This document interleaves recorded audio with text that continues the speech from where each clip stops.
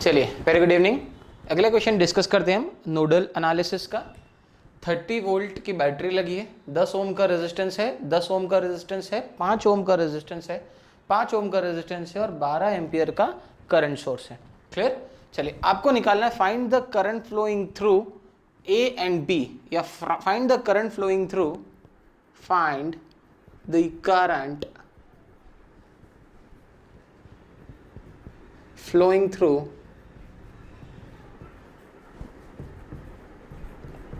5 ohm resistor. Clear? In the branch A or B or in the 5 ohm resistor. Clear? चलिए सबसे पहले हम nodal analysis start करते हैं। इस पॉइंट को जहां पर दो या दो से ज्यादा एलिमेंट्स कनेक्टेड हो उसको हम बोलते हैं node.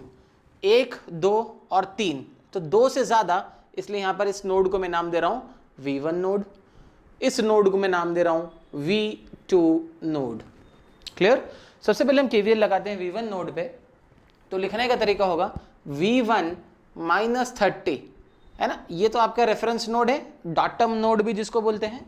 V1 minus 30 upon 10, V1 minus 30 upon 10 plus V1 upon 10 plus V1 minus V2 upon 5 equal to 0। Clear. ये एक इक्वेशन हो गई, है ना। V1 minus 30 upon 10 plus V1 upon 10 plus V1 minus V2 upon 5। Clear. चलिए इसका LCM ले लेते हैं, तो पूरे का एलसीएम लिया मैंने 10, तो V1 minus 30 plus V1 plus 5 2 ज़ा 10, तो 2V1 minus 2V2, clear, equal to 0। ये 10 जो है इधर 0 में चला जाएगा, V1 2V1 plus 2V1 4V1। Clear. तो V1 2V1 4V1, 4V1 minus 2V2। Clear. 4V1 minus 2V2 equals to 30। ये बन गई आपकी पहली इक्वेशन। क्लियर। चलिए दूसरी इक्वेशन पे आते हैं हम।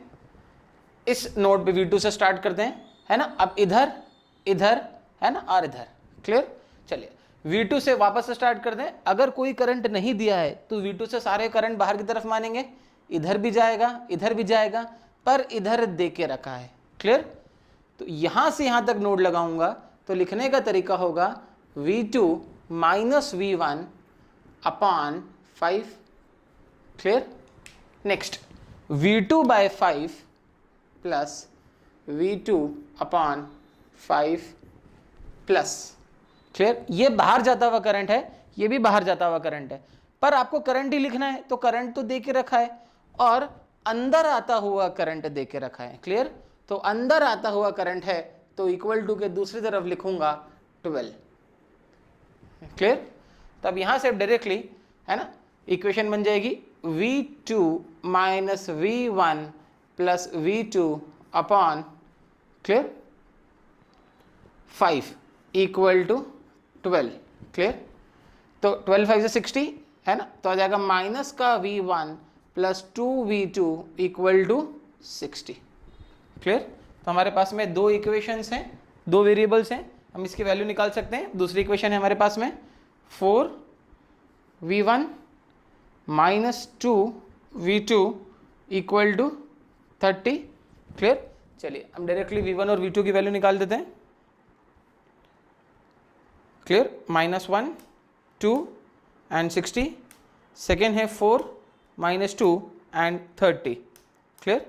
तो V1 की वैल्यू 30 और V2 की value 45। V1 is equal to 30 and V2 equal to 45। Clear. तो V2 की वैल्यू हो गई 45 और V1 की वैल्यू हो गई 30। क्लियर। आपको ये करंट निकालना है जो इस 5 ओम में से फ्लो हो रहा है, तो V2 माइनस V1 अपॉन 5, तो ये करंट आ जाएगा। क्लियर। चलिए यहां पर करंट लिख देते हैं V2, क्लियर, 45। V2 की वैल्यू है 45 माइनस V1 की वैल्यू है 30 अपॉन रेजिस्टेंस है 5। क्लियर। 45 माइनस 30, है ना, ये कितने हो जाएंगे आपके 15 है ना अपॉन 5, तो 5 3 ज़ा 15, 3 एम्पियर। क्लियर। तो ये जो करंट यहाँ पर फ्लो हो रहा है उसकी वैल्यू है 3 एम्पियर। Thank you.